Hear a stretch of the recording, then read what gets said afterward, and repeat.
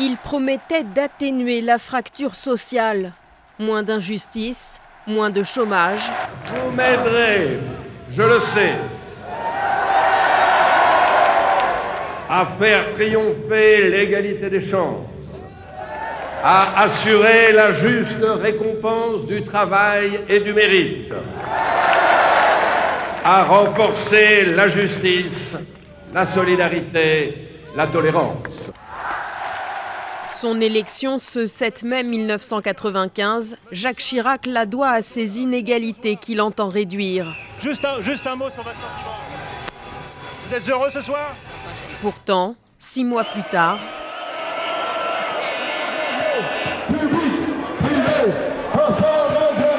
en novembre et décembre, les grèves paralysent la France. C'est scandaleux aujourd'hui alors qu'il existe plein de richesses qu'on fasse payer toujours les mêmes. Or, ce qu'il nous faut aujourd'hui, c'est des emplois, des emplois et des emplois. La cause de la colère, la réforme des retraites et de la sécurité sociale. Le gouvernement d'Alain Juppé recule, mais la ligne est tracée. Loin de ses promesses, Jacques Chirac est rattrapé par la réalité. Les critères de Maastricht l'obligent à prendre le virage de la rigueur pour que la France puisse faire de l'euro sa monnaie.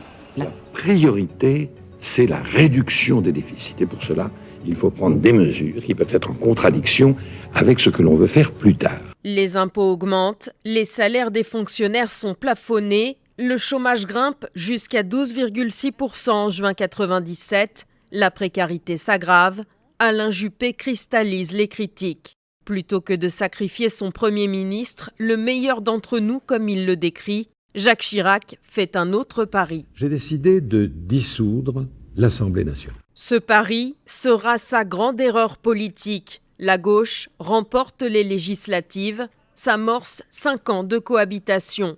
Face à Lionel Jospin, un président consensuel, parfois fuyant, qui ne s'oppose pas. Jusqu'à la campagne de 2002, où le président fantôme se transforme en candidat impitoyable, surfant sur l'insécurité. Aucune infraction, si légère soit-elle, ne doit plus être laissée sans réponse.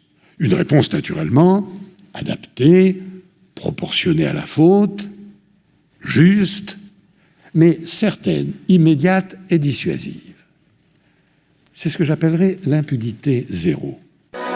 Jacques Chirac est élu président de la République. Jacques Chirac reste à l'Élysée avec 82% des voix, score inédit sous la Ve République. Une réélection sans gloire grâce au face-à-face avec Jean-Marie Le Pen.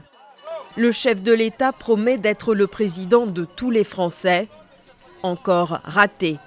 En 2005, Ziad et Bouna, 2 adolescents, meurent dans un transformateur électrique de Clichy-sous-Bois. Les banlieues déshéritées s'enflamment. Les émeutes durent 3 semaines. La France vit sous état d'urgence. Les habitants des banlieues dénoncent l'abandon des pouvoirs publics. Certains territoires cumulent trop de handicaps, trop de difficultés. Des territoires confrontés à la violence et au trafic.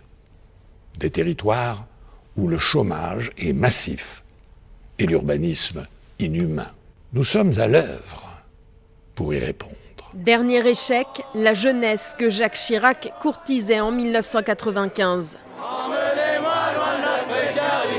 En 2006, les jeunes rejettent le contrat première embauche du Premier ministre Dominique de Villepin. Ce contrat, avec une période d'essai de 2 ans, les jeunes peuvent se faire licencier du jour au lendemain. On ne peut pas avoir le choix entre la précarité et le chômage. Dominique de Villepin n'aura pas réussi à donner un nouveau souffle à la fin de mandat de Jacques Chirac. En 2007, le chef de l'État appelle à voter Nicolas Sarkozy.